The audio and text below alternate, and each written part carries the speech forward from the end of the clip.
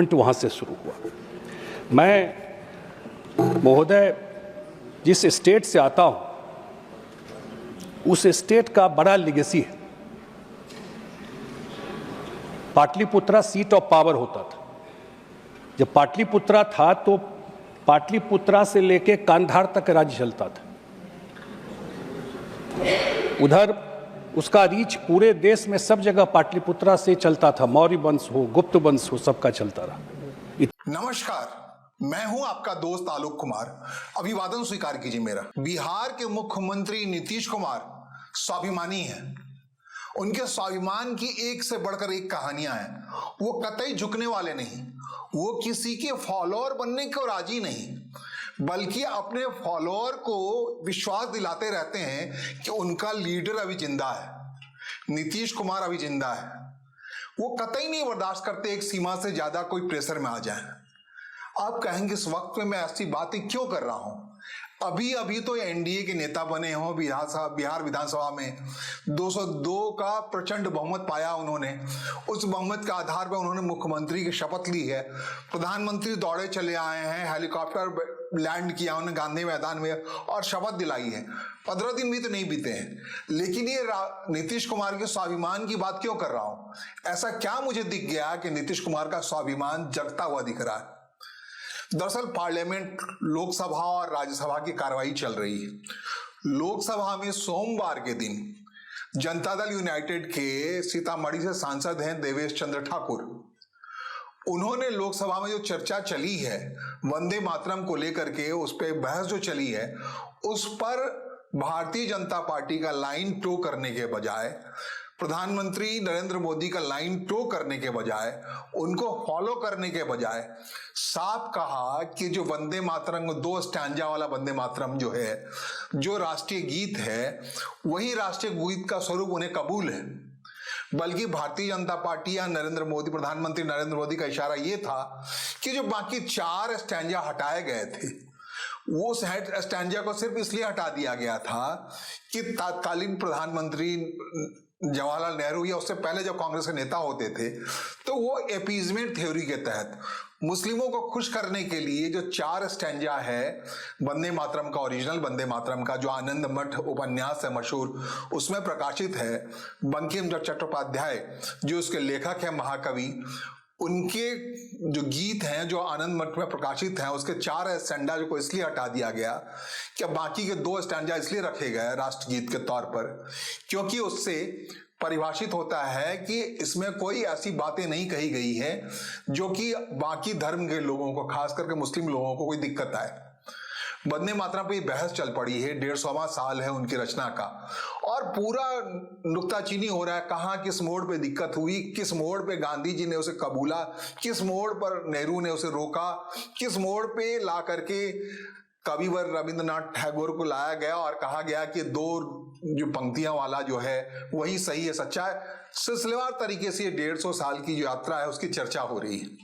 उस चर्चा के दौरान बिल्कुल कोशिश है भारतीय जनता पार्टी के, खास करके एनडीए के लीडर प्रधानमंत्री नरेंद्र मोदी की, कि इस चर्चा के बहाने अगले साल में, अगले 4 महीने के अंदर में होने वाले पश्चिम बंगाल के चुनाव तक चला जाए और उन्हें ख्याल दिलाया जाए कि कितना ख्याल रखती है भारतीय जनता पार्टी या भारतीय जनता पार्टी अनुषंगी इकाइयां जो बंकिम चट्टोपाध्याय की बातें भूल दी गई हैं, कांग्रेस पार्टी ने भुला दिया है, पूरा नहीं बातें, इनका इरादा है पूरा स्टैंजा के साथ पढ़ा जाए, जो आनंद मठ में रचना हुई है उसको उस स्वरूप में लाया जाए, और इनफैक्ट जो राष्ट्रगान है अपना, जनगण मन अधिनायक जय हो, उसकी जगह अगर संभव हो या राष्ट्रगान के तौर पे राष्ट्रगीत को तब्दील कर दिया जाए।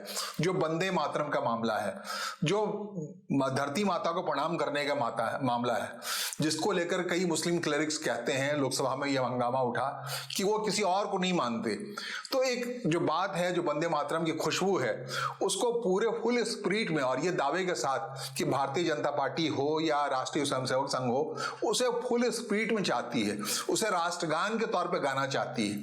ये बातें इसलिए हो रही हैं कि अलग दिखे, भारतीय जनता पार्टी दिखे, एनडीए अलग दिखे। इस अलग दिखने के चाहत में ही एनडीए के पार्टनर के तौर पर जो बयान किया है सीतामढ़ी के सांसद हैं देवेश चंद्र ठाकुर, उन्होंने लोकसभा के अंदर जो कहा है वो बिल्कुल उस लाइन को टो नहीं करता, बल्कि वो तारीफ करते हैं कि इस बात की तारीफ करते हैं जैसा राष्ट्रगीत है वंदे मातरम, वही स्वरूप ज्यादा बेहतर है, उसी अवस्था में ज्यादा अच्छा है, और जनगण मन का एक स्थान है अपना। तो बिल्कुल धो दिया पूरे इरादे से। सिर्फ देवेश चंद्र ठाकुर ही की बात होती लोकसभा के अंदर में, तब बात कही जाती, ठीक है हो सकता है कि खुद देवेश चंद्र ठाकुर जो नीतीश कुमार का लाइन है उस लाइन से अलग लाइन लकीर खींच रहे हैं, उन्होंने जानकारी नहीं ली होगी नीतीश कुमार से बात करने से पहले, अपने पार्टी के राष्ट्रीय अध्यक्ष से जो वो बयां कर रहे होंगे लोकसभा में तो नहीं ली होगी।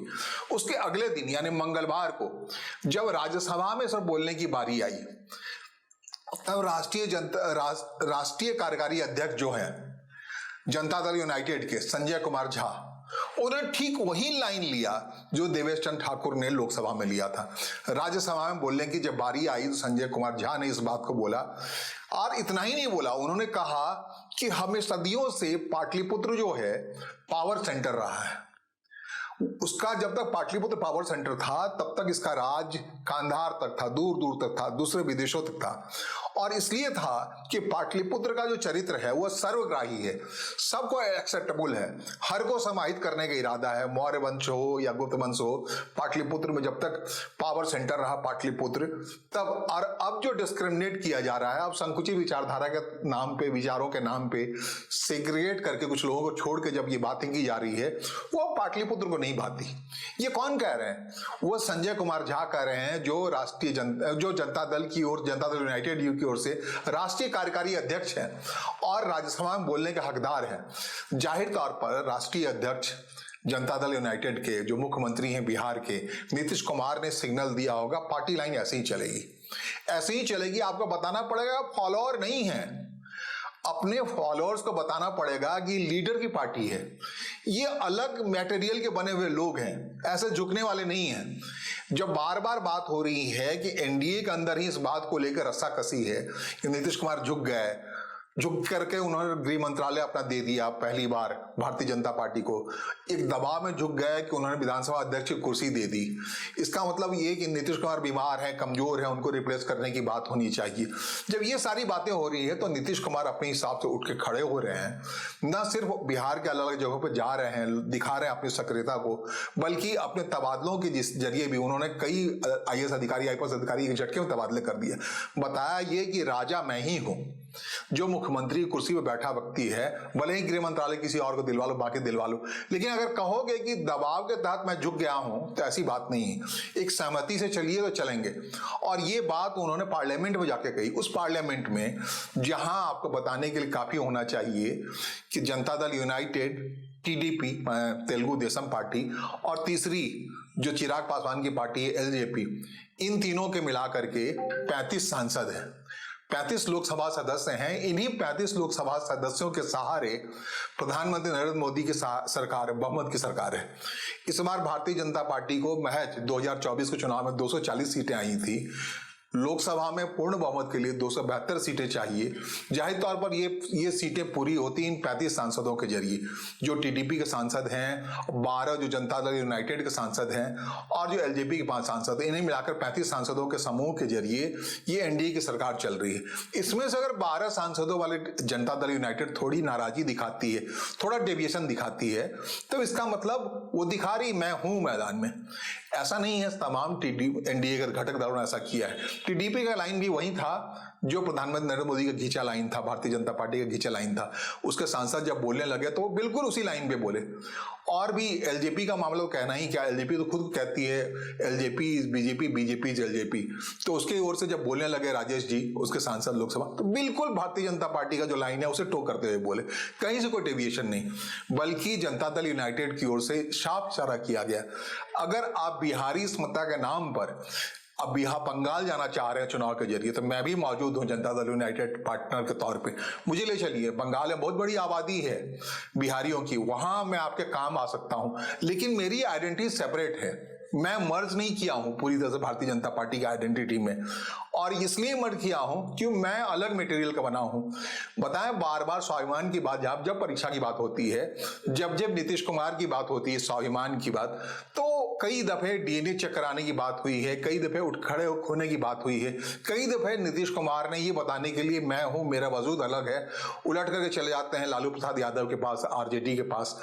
ऐसे कई दफे कई मामले ऐसे आए हैं। शुरू में जब विरोध करने की बात थी, जब भारतीय जनता पार्टी ने 2013 की बात कर रहा हूं, 14 की बात कर रहा हूं, जब प्रधानमंत्री के तौर पर नेता बना दिया था, मान लिया था चुनाव से पहले भावी प्रधानमंत्री के तौर पर घोषित कर दिया था नरेंद्र मोदी को, उस समय भी नीतीश कुमार ने दिखाया था, नहीं मेरी इजाजत के बिना, मैं भी मैदान में खड़ा हूं, मेरे इरादे के बिना, एनडीए पार्टनर के इस इरादे के बिना कैसे प्रधानमंत्री को आप प्रधानमंत्री घोषित कर देते, नरेंद्र मोदी घोषित कर। ये जब भी मौका लगा है तो एक अपने स्वाभिमानी तरीके से नीतीश कुमार ने कहा है कि मैं मौजूद हूं। और अगर इस नीतीश कुमार के बारे में गृह मंत्री अमित शाह उनके पार्टी के लोगों को बुला के बोलते हैं इनका सक्सेशन प्लान क्या है, इन्हें हटाने का प्लान क्या है, तो जाहिर तौर पर ये प्लान जब से पूछा गया है तब से नीतीश कुमार सख्त हुए पड़े हैं। और ऐसा नहीं है उनके पास लोगों की कमी है, 85 विधायक हैं और 12 लोकसभा सदस्य, आपको बताएं ये काफी है सरकार को हिलाने डुलाने के लिए, और बिहार में जो सरकार चल रही है उसको बचाने के लिए। कहते हैं ऑपरेशन 100+ पर निकल चुके हैं नीतीश कुमार इसी स्वाभिमान के जरिए।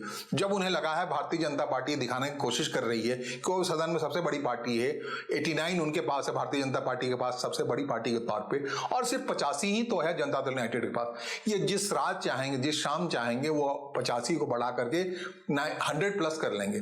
गणित आपको कई बार बताया है, एक सिंपल गणित है कि जो एआईएमआई है उसके 5 विधायक है जिसमें 4 किसी समय टूट के आने को तैयार है, जनता दल यूनाइटेड में मर्ज होने को तैयार है। इतना ही नहीं, आईपी गुप्ता साहब हैं, अकेले जीत के चले आए हैं, उनकी पार्टी इंडियन इंक्लूसिव पार्टी है, वो मर्ज करने को तैयार है जनता दल यूनाइटेड में। इतना ही नहीं, बसपा का एक विधायक जीत के चला है रामगढ़ से, बहुत कम वोटों से, वो तैयार है। हर रात उन्हें सपना आता है, नीतीश कुमार उन्हें बुलाए अपने मंत्रिमंडल में शामिल करने के लिए और शपथ ग्रहण दिलवा रहे हैं।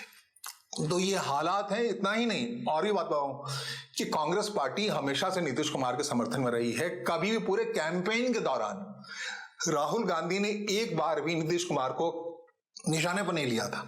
महागठबंधन की ओर से नीतीश कुमार की कई दफे तारीफ की गई थी। उस महागठबंधन के पार्टनर के तौर पे सिंगल डिजिट में आ गई इस बार कांग्रेस पार्टी। 6 विधायक जीत के आए हैं, 6 में से 4 किसी भी दफा जनता दल यूनाइटेड मर्ज करने को तैयार है। तो आपको सूरत बताएं क्यों तैयार हैं। अशोक चौधरी जो राइट हैंड माने जाते हैं नीतीश कुमार के, मंत्रिमंडल में शामिल हैं, वो कभी बिहार प्रदेश कांग्रेस के अध्यक्ष हुआ करते थे और वो उन्होंने पूरी पार्टी को मर्ज कर दिया था भारतीय जनता दल यूनाइटेड में।